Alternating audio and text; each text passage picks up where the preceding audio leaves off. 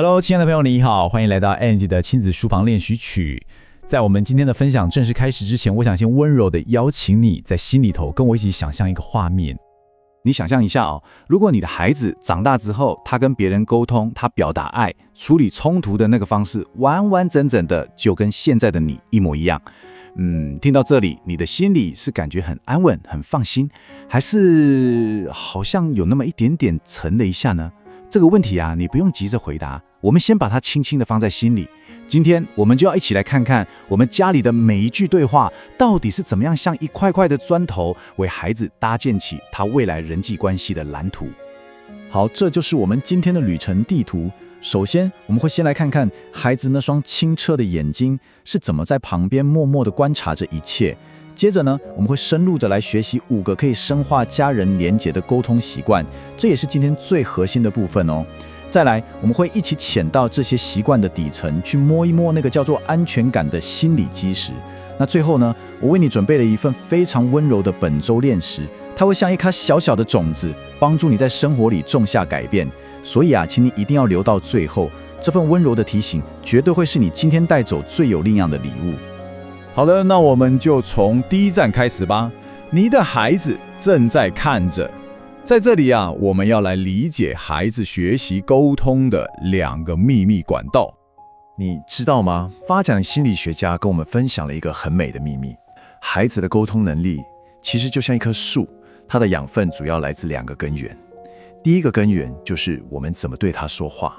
我们的语气、我们的用词决定了他怎么看待自己。那第二个呢，也是我们常常不小心忽略的，就是我们怎么对家里的另一个大人说话。他看着爸爸妈妈是怎么讨论晚餐的，怎么分享一天的疲惫，又是怎么处理那些意见不一样的时刻。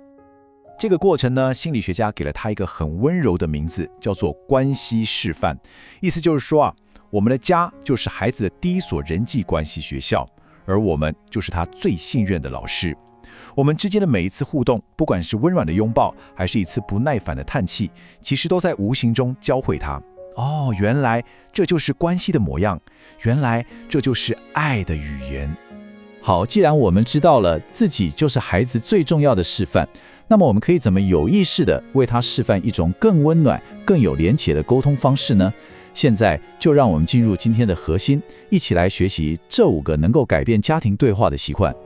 第一个习惯是用邀请来取代要求。你知道吗？著名的婚姻治疗大师高特曼博士发现，一段对话会走向连结还是冲突，竟然有96%都取决于开头的那3分钟。一个充满要求的开场，会瞬间启动对方大脑的防御机制。你看左边这种"你怎么又忘了"的问法，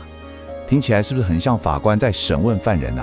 但如果我们温柔地转个弯，改成右边这样，这件事我们一起想想办法好吗？或是亲爱的，我需要你帮个忙。这句话就像是伸出了一只温软的手，邀请对方从对立的角落走到我们身边，变成一起解决问题的伙伴。这就是在教孩子，家不是一个追究责任的法庭，而是一个彼此支持的团队。好，接着是第2个习惯，说我的感受，而不是你的问题。这个智慧其实是源自于非暴力沟通。你想想看，当我们的句子是用"你"这个字开头的时候，是不是常常听起来就像是用手指着对方，充满了指责的能量？一个温柔又有力量的我讯息其实很简单，只有3个步骤。第一，先像摄影机一样客观地描述你看到的事实。第2，诚实地分享你的感受。第3，说明这件事对你造成的具体影响。比方说，与其说你老是把脏碗丢在水槽里，我们可以练习这样说：当我看到水槽里有放了一整碗的碗，你看这是事实，我的心里会感觉到一点焦虑，这是我的感受，因为一个整洁的厨房能帮助我放松下来，这就是对我的影响。这就是在向孩子示范怎么为自己的情绪负责，以及怎么用不伤害关系的方式来表达自己的需求。第3个习惯呢，我觉得它就像是能为家里洒进阳光的一个练习，那就是练习正向聚焦。我们的大脑其实天生就比较容易去看见问题、看见危险，所以我们常常不小心就只看到孩子没做好的地方，却忽略了他已经很努力了的部分。我们常常不自觉的就说出口，你看玩具又没收，但我们可以刻意练习，把焦点转向那些小小的闪光点。比方说，宝贝，我刚看到你主动把那本书放回书架上了耶，谢谢你。这个练习不只是在鼓励一个好行为哦，它更是在传递一个很深刻的讯息。我看见了你的努力，你在我眼中是个很棒的孩子。这份看见会成为孩子自信心最温柔的土壤。接下来这个第4个习惯，我觉得也是最需要耐心的一个，先连结情感，再处理事情。请你一定要记得，不管是大人还是小孩，当一个人被很强烈的情绪淹没的时候，他大脑里那个负责思考、解决问题的部分是暂时关机的。这句话说得真好，当情绪被理解了，理智的门才会打开。所以啊，在我们很急着说你不应该这样，或是解决方法是之前，请先蹲下来，温柔地连结他的心。也许只是简单的说一句，你看起来真的好累哦，或者是对着哭泣的孩子说，你现在一定很难过，妈妈在这里陪你。当对方感觉到自己的情绪是被允许、被接纳的，那份安全感就会像温暖的阳光一样，融化他冻结的理智，让真正的沟通可以发生。最后，第5个习惯是一个可以把冲突变成成长机会的魔法哦，那就是把争执变成关于未来的讨论。这个习惯的精髓就是把我们的眼光从追究过去是谁的错，转向一起创造更好的未来。当事情不顺利的时候，我们真的很容易卡在这到底是谁的错的泥巴坑里。但我们可以练习换一个更有力量的问句：亲爱的，我们下次可以怎么做，让这件事更顺利一点？这个问句就像一座桥梁，带着我们跨过指责的鸿沟，走到合作的彼岸。它教会孩子一个无价的功课：犯错不是世界末日，而是我们能一起学习，让关系变得更强韧的好机会。好，当我们一起走过这5个习惯之后，你可能会发现，它们虽然看起来好像不太一样，但其实都指向同一个温柔的核心。现在就让我们一起来探索这一切的心理学基础。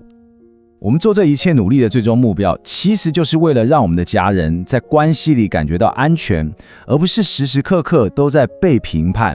心理学家称之为心理安全感。这份安全感可以说是健康依附关系里的空气跟阳光。当一个孩子感觉到家是一个可以犯错、可以示弱、可以真实表达所有情绪的地方，他的大脑才能从那种生存的警戒模式切换到学习与连结的开放模式。画面上的这些是无数的研究为我们证实的美好结果。在一个高信任、低冲突的家庭氛围中长大的孩子，他们会有更稳定的情绪调节能力、更好的专注力、更强的人际技巧、更高的自我价值感，以及最重要的一份能够滋养他们一辈子深刻的家庭连结。这就是我们每一次温柔练习所累积下来的长远价值。哇，知道了这么多，最重要的还是要回到我们的生活里去实践，对吧？所以旅程的最后一站，我为你准备了一份温柔的邀请，让我们一起用一些微小的行动，在生活中练习看看。这个星期，我想邀请你只专注在这3件小事上就好。第一，在你要开口的时候，试着把你这个字换成我们。第二，每天练习用眼睛去寻找，并且用嘴巴说出一件你心想家里成员的微小闪光点，不管是伴侣还是孩子都可以。第三，当摩擦发生的时候，深呼吸，然后只问一个问题：我们下次可以怎么做会更好？请你带着好奇心去试试看，观察一下，当你种下这些种子，家里的空气会不会有什么不一样的芬芳？现在，让我们温柔地回到一开始的那个问题：如果你的孩子完完整整地学会了你的说话方式，此刻的你心里是不是多了一份安稳，或者至少是多了一份清晰的方向感呢？请记得，我们在家里的每一句对话，都在为孩子描绘一幅关于爱的蓝图。我们怎么对他说话，教会了他怎么与自己相处；而我们怎么对伴侣说话，则教会了他怎么与世界相爱。这份深刻的责任，同时也是我们身为父母所能给予孩子最温柔也最长远的祝福。真的谢谢你今天愿意花时间和我一起走过这段温柔的旅程。如果你也认同这样的理念，希望能够获得更多温柔教养的灵感与支持，我诚挚地邀请你订阅 Ann 亲子书房练习曲这个频道，或者在下方留言分享你今天最大的收获。期待我们下次再见。